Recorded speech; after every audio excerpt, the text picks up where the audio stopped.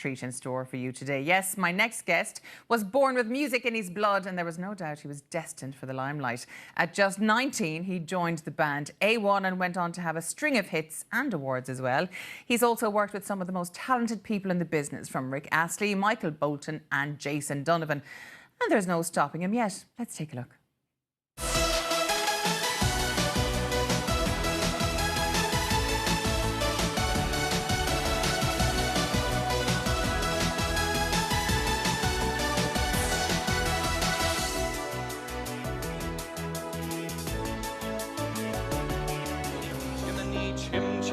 Chim, chim, chiroo. Good luck will rub off when I shake hands with you. Or blow me a kiss, and that's lucky.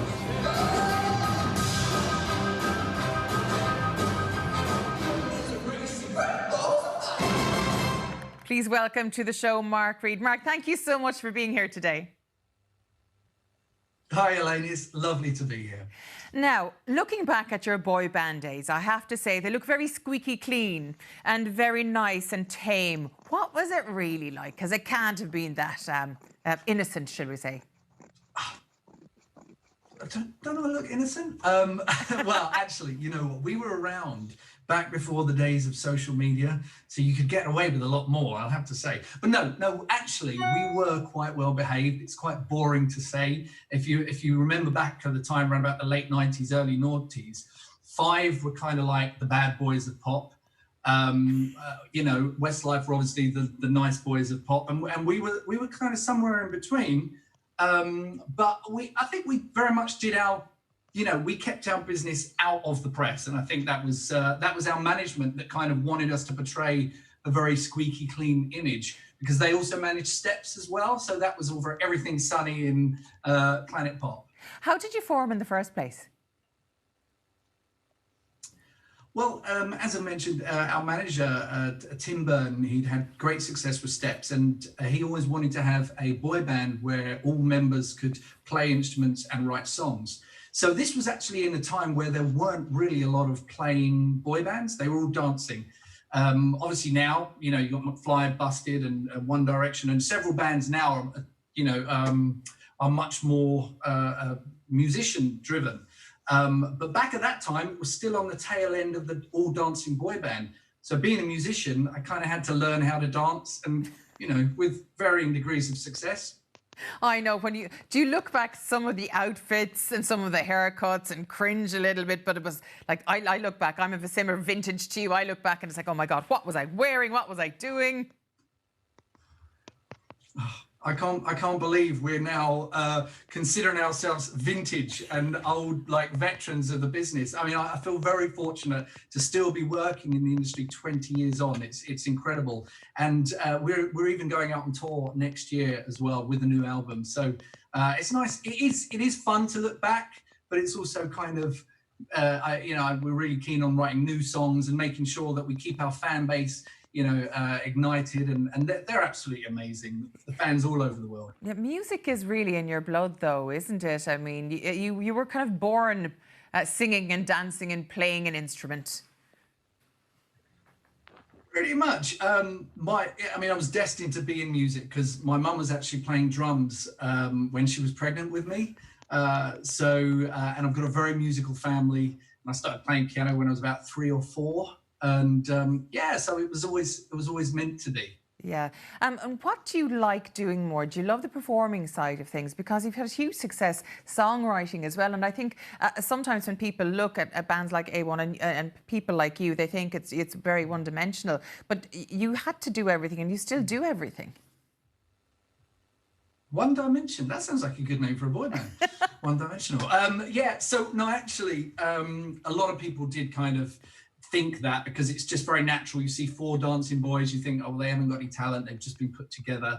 But that wasn't the case with A1. Our management went around all the music universities around the country to try and find members for the band. Christian was actually studying the Paul McCartney Fame School in Liverpool. That's where he was spotted. And but at the end of the day, the fans, you know, that area of pop, they don't really care that much if you can write or play your instruments. they just want to see you wink and smile. And Yeah. I think we did a fair bit of that as well. Yeah. And you're still not finished winking nor smiling. I mean, you're still touring, you're still working. Where are you at now with the band? Well, it's been a very challenging year, as it has for everyone. We were actually on tour when the lockdown hit and we had to cancel the rest of the tour. Those dates were being rescheduled for next year. And we were in the middle of an album, but now obviously we can't get together. Two of the guys in the band are now living in Norway. Paul's living up in Newcastle and I'm down in the south. So it's very hard to make an album. I mean, obviously when you're in a band, working together and having that creative process is so important. It's not quite the same when you work remotely and you just have, you know, parts sent through via the internet and you have to piece it all together like a jigsaw puzzle. I much prefer being in the studio, trying things out, getting different guitars, getting different sounds. I love the creative process, always have. But you still managed to do a song yourself, Where Were You? And we're going to take a quick listen to it now. I was at home, keeping my distance at home, washing my hands of you at home, calling my friends, holding my head up high. I was at home, playing my part at home, holding back the tide. I was home when the spring arrived. Where were you? Where were you? Well, how did that song come about? I mean, where did the muse come from? It's beautiful lyrics. Well, like many, thank you. Like many, you know, creative types, as you probably know yourself, when you're in lockdown, you've just got to find different ways to kind of let out that creativity and that inspiration. And I've particularly felt that this year, being in lockdown. I've actually, even though it's been challenging, not being with people and not performing on the road, I found myself being more creative this year than I have in a long time. But this particular song, an old school friend of mine, Jonathan, got in touch with me and said, I've written some lyrics. I'm not a songwriter. He's actually a graphic designer. He said, have a look at them. They're probably rubbish. Let me know what you think. And those were the lyrics. Where were you when the world stopped? I thought they were fantastic. I made a few tweaks. But who would have known that I'd be writing songs with lyrics like I'm washing my hands? You know, that's 2020 for you. So it's changed a lot of things. But yeah, that was a pure case of inspiration striking in the moment with everything that's going on. And I probably wrote that song in half an hour and then produced the track, made the video. So you learn a lot of new skills whilst in lockdown. Yeah. How have you found it personally being in lockdown, though? Because I know, I mean, you're at different tiers in the UK than we have a different situation here. But personally, I mean, as a creative person, you're used to being with different people, you're used to collaborating in studio, you're used to performing concerts. Was it difficult to take a step back from that? Well, I'm not going to lie. I know how difficult and challenging it's been for so many people. And of course, a lot of people haven't been in lockdown. They've still been working on the front line. But for me, as a songwriter and a musician and a producer, being in lockdown is almost like heaven. That's a terrible thing to say, but you kind of we're always in this bubble anyway. So you just get to be in your bubble and focus on your you know, creative output. So I've personally enjoyed the process, but I certainly can't wait to kind of get back out on the road again and meet the fans. I mean, that's kind of what it's all about, getting to perform live. Yeah, but no, it's not been so bad. And I've written quite a few songs during the lockdown and made a music video, as you saw there. Yeah. So yeah, it's not been too bad. Yeah. What has been the highlight of your career so far? Do you look back at anything and just go, wow, I can't believe I was there, I did that? Well, back in the day, we didn't really give ourselves time to kind of appreciate and take in everything that was happening. I mean, literally, one day we would be with Britney Spears and Christina Aguilera and all the biggest stars in the world. We'd be in the recording studio with Lionel Richie in the next room. And so many amazing things happened to us at the time, but you're caught up in that whirlwind, so you don't really get to appreciate it and take it all in. But so many crazy things happened, just so many fantastic things. But I actually had a highlight that was actually slightly more recent. Several years later after A1, where I wrote a song that was raising money for Help for Heroes, a song called We Will Remember Them. And I had a fantastic group of artists that performed on the song, and I had the opportunity to perform it at the Royal Albert Hall. and that was a really special moment, for me. Well, I'm looking over your right shoulder now, and I'm seeing a lovely statuette behind you. Surely that was a highlight as well. I thought you were pointing at my wonderful book tissue holder. Not the book tissue holder, next to the book. And what would that be? So, this is a beast, isn't it? Yeah, you're absolutely right there. People do worry about me with this one, but this is actually an MTV International Pop Band of the Year. But this is the most useful for either holding open the door or if you have a break-in, because it weighs a ton. And what about the other one? And the other one, I don't know what this thing is. Yeah, I put it in a Christmas cracker. No, this is the Brit, and I really love this because nowadays the Brit look a bit more like a plastic toy. It's always like painted really funny with pink dots and stuff like that. So I prefer the classic statue, if I'm honest. I'm sorry to be one of those guys that sits in an interview with his awards in the background. It's like, oh, so cringy. Oh, not at all. I mean, if I had any awards at all, I'd have them displayed all over my studio. Don't you worry at all. Because having a Brit Award, MTV Award, that's kind of what it's all about when you're a pop star. It's nice to get those accolades. Absolutely. It's those people that say, oh, yeah, I keep my awards in the toilet. Yeah, as if they do. No, they don't. They have them everywhere so everyone can see, and rightly so. Now, it's apart from the Brit Award, the MTV Award, all the fantastic things you've done. I like your quite the sense of humour as well, and you can really write a song about anything, as we'll discover. Now, when HMV shut down, you recorded this for them. Here, ladies and gentlemen, is Mark's ode to HMV.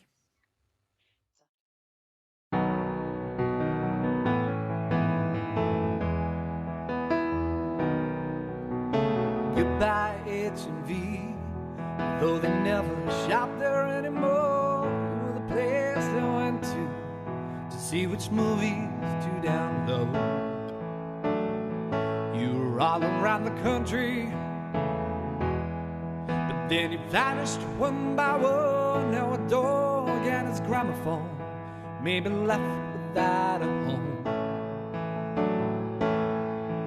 And you seem to be another casualty of the changing digital age. Never know what to cling to when the downloads kicked in. And I would have liked to save you, but I'm no Richard B. Your brand burned out long ago. You can blame the MP3.